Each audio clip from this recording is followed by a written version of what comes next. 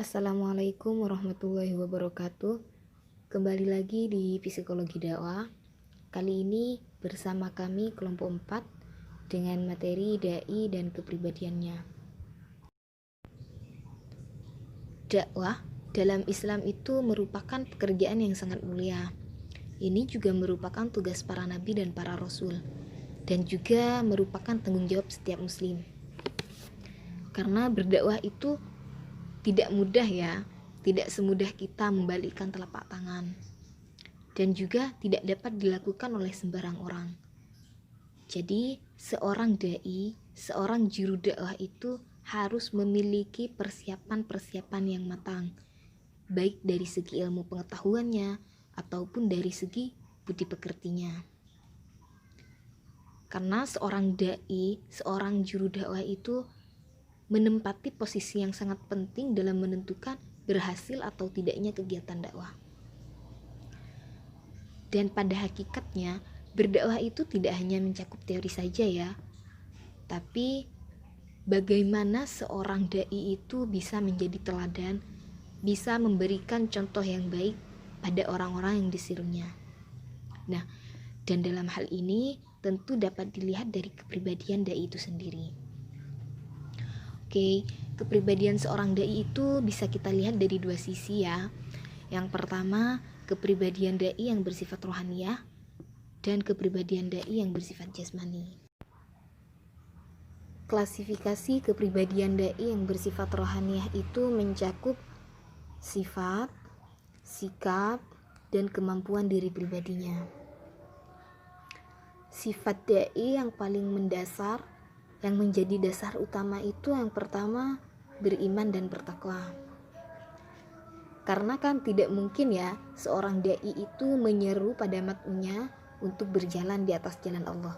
Nah, sedangkan dirinya tidak ada hubungan antara dia dan Allah. Kan gak mungkin ya. Kemudian ahli tobat. Dalam artian dia itu harus mampu untuk lebih menjaga dirinya dari sesuatu yang berbau maksiat.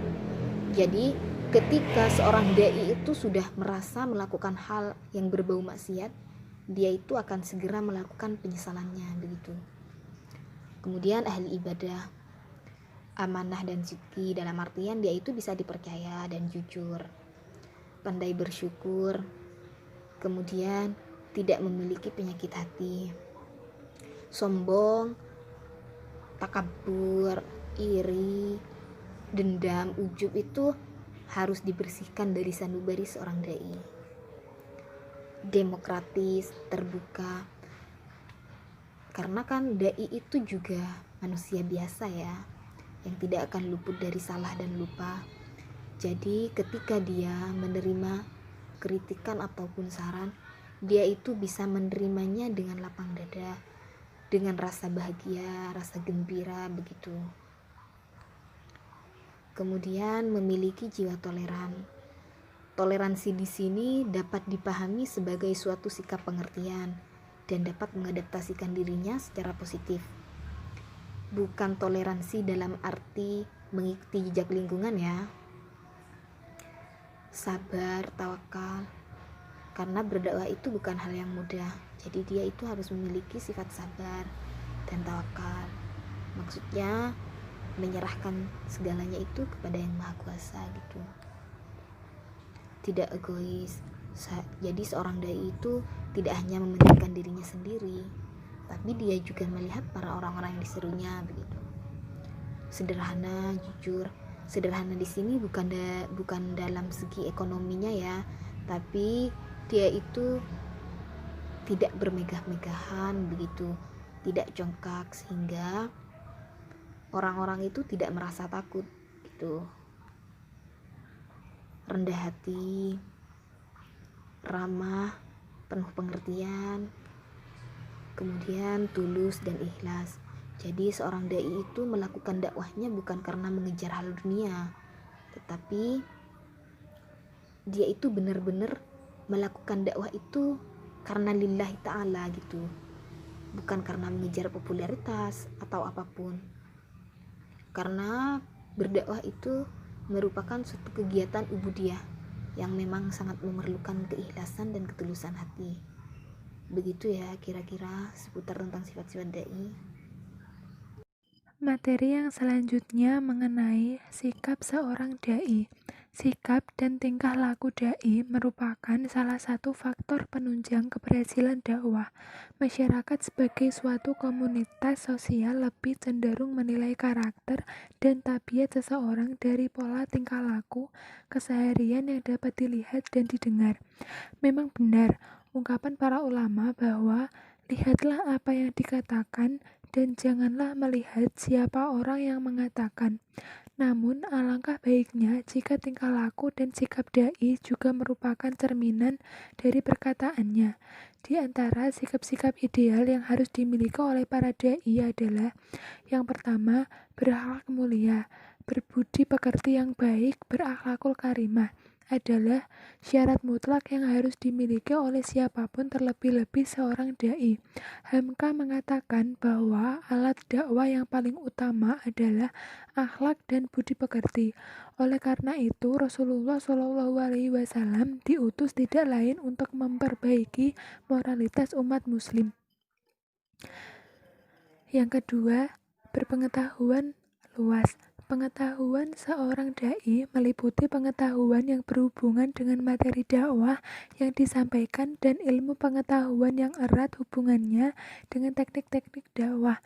Sekurang-kurangnya seorang dai harus memiliki pengetahuan tentang Al-Quran dan Al-Hadis, bahwa Al-Quran mempunyai fungsi sebagai petunjuk hidup, nasihat bagi yang membutuhkan, dan pelajaran yang oleh karena itu selalu menjadi rujukan dalam menghadapi setiap permasalahannya.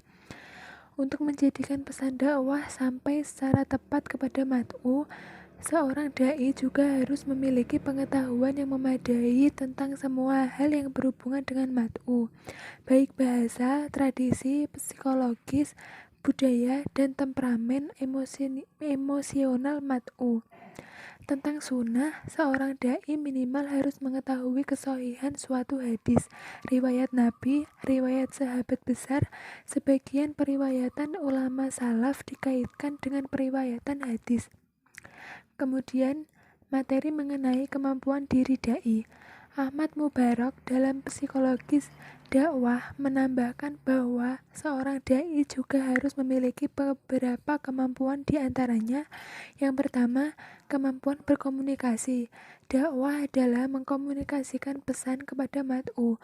Komunikasi dapat dilakukan dengan lisan, tulisan, atau perbuatan, dengan kata-kata atau dengan bahasa perbuatan. Komunikasi dapat berhasil manakala pesan dakwah itu dipahami oleh mat'u, dan pesan dakwah tersebut mudah dipahami bila disampaikan sesuai dengan cara berpikir dan merasa mat'u. Kemudian yang kedua, dalam tingkatan tersebut seorang dai adalah pemimpin masyarakat. Kapasitas kepemimpinan seorang dai boleh sekurang-kurangnya hanya dalam bidang keagamaan, tapi tidak menutup kemungkinan untuk menjalankan fungsi-fungsi kepemimpinan dalam bidang sosial, ilmu pengetahuan, kebudayaan, ekonomi, bahkan mungkin militer. Daya tarik kepemimpinan seseorang antara lain terletak pada keberaniannya. Keberanian diperlukan dai untuk menyuarakan kebenaran manakala ia dihadapkan pada berbagai tantangan. Hakikatnya, sifat-sifat atau perilaku yang dikemukakan di atas adalah sifat-sifat dan perilaku yang harus dimiliki oleh seluruh umat Islam, tidak oleh golongan tertentu saja.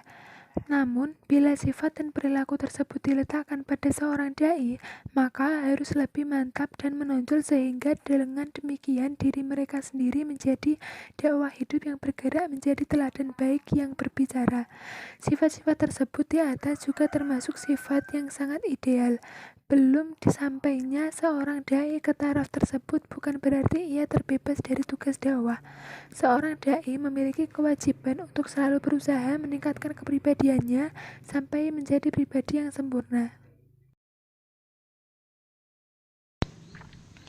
Kepribadian yang bersifat jasmani terdiri dari sopan, rapi, sehat jasmani. Sifat-sifat yang telah disebutkan termasuk sifat yang sangat ideal, yang pada hakikatnya harus dimiliki seluruh umat Islam. Akan tetapi, Tidak sampai dai pada taraf tersebut bukan berarti ia bebas dari tugas dakwahnya. Namun, dai memiliki kewajiban untuk selalu berusaha meningkatkan kepribadian sampai menjadi pribadi yang sempurna. Kepribadian dalam arti sehari-hari. Dalam pergaulan sehari-hari, kita kadang-kadang mengatakan ia mempunyai kepribadian yang menarik. Bila kita diminta untuk menguraikan mengapa ia mempunyai kepribadian yang menarik, maka ada beberapa ciri dari orang tersebut yang dikemukakan. Umpamanya, sikapnya selalu sopan dan ramah. Definisi kepribadian. Membahas kepribadian bukanlah sesuatu yang mudah, terutama karena konsep kepribadian telah diberi arti yang bermacam-macam. Di dalam psikologi, apa yang dibahas dalam teori kepribadian sangat bervariasi dan tergantung dari aliran yang dianut oleh si penulis, juga dari gambaran yang telah disusun oleh penulis yang bersangkutan mengenai manusia.